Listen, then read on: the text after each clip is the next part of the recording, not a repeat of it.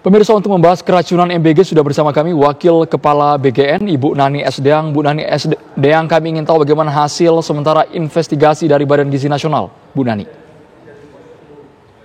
Ini untuk kasus yang Bandung Barat ya? Khususnya Bandung Barat, Bu. Iya, Mas. Saya sapa dulu deh. Assalamualaikum warahmatullahi wabarakatuh untuk pemirsa di seluruh tanah air.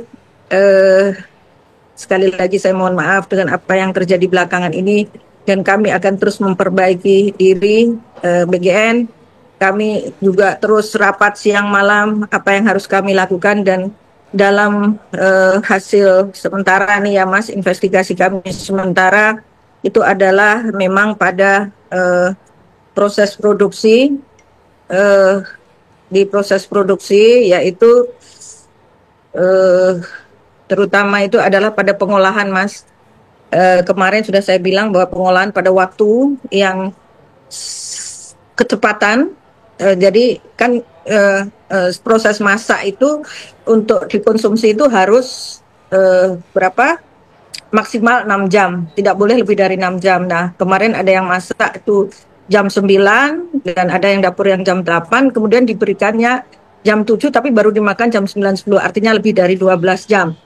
Makanan lebih dari 6 jam itu berpotensi untuk mengandung bakteri dan bisa sampai 2 kali lipat. Kalau tiap 15 menit itu bakteri berkembang 2 kali lipat. Dan juga terlihat suhu ruangan dari itu juga tidak dijaga ya di suhu ruangan. Lalu proses memasak dan juga rupanya ada bahan bakunya kurang segar. Itu yang kita dapatkan. Ayam kecap tuh ayamnya bukan dari ayam segar. Itu dari sementara investigasi, saya belum bisa memberikan lebih lanjut. Baik. Demikian, Mas. Bahan baku kurang segar, kemudian pengolahan terlalu dini. Apakah ini berasal dari satu sumber SPPG yang sama atau banyak dapur sebenarnya dengan distribusi bahan baku yang sama, Ibu? Untuk di Bandung Barat. Untuk di Bandung Barat kejadiannya dulu, dari 2 dapur. Betul Bu. Untuk 2 dapur itu, untuk di Bandung Barat itu didistribusi oleh 2 dapur, tapi dikelola oleh satu yayasan. Sehingga berpotensi belanjanya ayam ini bisa di satu lokasi. Nah, ayamnya ini ayam yang tidak segar yang dimasak. Demikian, Mas. Ini apakah mereka didistribusikan untuk SD, SMP, sampai dengan tingkat SMA atau SMK, Ibu? Dari sumber yayasan yang sama ini? Jadi distribusinya itu kan distribusinya dari sekolah SD sampai dengan SLTA ya toh. Jadi ya semuanya, makanya karena jadi gini, Mas, ini dikelola oleh satu yayasan. Dia punya 2 dapur. Dapurnya ada di situ, ya kan? Nah, inilah yang membuat kemudian bisa jadi karena ini pemiliknya satu yayasan, 2 dapur, dia belinya itu dalam satu distributor ayam yang sama gitu. Jadi makanya kena dari 2 dapur ini kena semua kan, begitu Mas. Bu Nani, kami cukup kaget dengan reaksi korban. Ada yang muntah-muntah kemudian sampai kejang-kejang. Apakah ini baru kali pertama dapur ini lakukan atau sebelumnya sudah pernah menyalurkan MBG di tempat yang sama, Ibu? Sudah pernah, ini kan sudah berjalan hampir 1 bulan. Maksudnya apa penjelasan dari dapur itu sehingga yang sekarang ada insiden 800 lebih korban keracunan? Iya, dia mengatakan, ya dia sudah mengaku kan bahwa dimasaknya, ini kan sebetulnya tanggung jawabnya antara mitra dapur dengan pihak anak-anak SPPI yang disebut dengan KSPPG. Nah, ini proses masaknya terlalu cepat, kemudian pemilihan bahan baku yang kurang baik, ini kan. Nah, ini baru terjadi kali ini, bukan baru ya, mestinya juga tidak boleh terjadi. Ini berarti mereka itu melanggar SOP baik dalam pembelian bahan baku maupun dalam memasaknya, Mas, gitu. Bu Nani, kami juga ingin tahu sebenarnya bagaimana Bu sistem pengawasan mutu dan keamanan makanan dalam proses produksi dan distribusi, Bu? Ya, semua tuh ada SOP-nya, misalnya harus masak jam segini gitu. Nanti deh kalau ada waktu panjang saya tunjukin SOP-nya, saya bacakan nih, karena kami harus bagi-bagi waktu dengan media lain juga ya.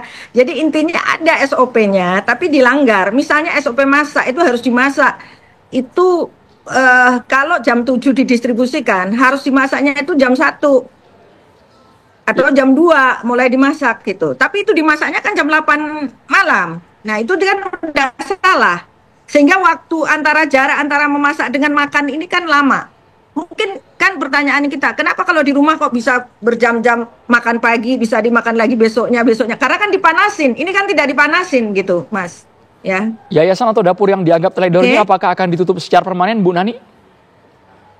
Bukan akan ditutup, sudah ditutup untuk batas waktu yang tidak ditentukan. Berarti kemungkinan ke depan vendornya akan berbeda, bukan orang-orang yang sama lagi, Bu Nani? Kalau mereka tidak bisa memperbaiki dan nanti terbukti di dalam investigasi kami yang ada tim lain lagi yang melibatkan kepolisian dan lain-lain, ternyata ada unsur-unsur yang pidananya, misalnya ada zat racun atau apa di situ, ya tentu kami tutup total lah. Gitu. Bu Nani, tapi bagaimana? Kalau ini karena keteledoran atau karena apa? Tapi kalau menurut saya ya banyak hal yang mereka lakukan bukan sekedar keteledoran, tapi mereka ini sudah melakukan hal yang SOP-nya tidak dijalankan begitu ya. Dan saat ini yang ditunggu masyarakat adalah cara kerja tim investigasi, Bu. Bisa dijabarkan, Bu, secara singkat? Ya kan investigasi yang masa dijabarkannya gimana ya, kita kan meneliti semua dari mulai proses tata kelola masaknya, bahan bakunya, tes labnya, kemudian wawancara semua berbagai pihak dan begitu, Mas. Ya. Oke. Baik, mungkin pesan Ibu untuk masyarakat khususnya di Bandung Barat yang jumlahnya mungkin 1.000 lebih saat ini, Bu.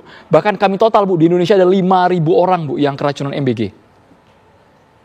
Saya tidak mau menyebut angka, karena apapun, satu anak pun itu sangat berharga bagi kami, ya. Dan kami punya perhatian. Kami tidak akan membantah sekian atau begini-begini. Tapi buat kami, anak-anak di Bandung Barat, mohon maaf, saya pribadi, saya adalah sebagai ibu yang kalau anak saya sakit perut aja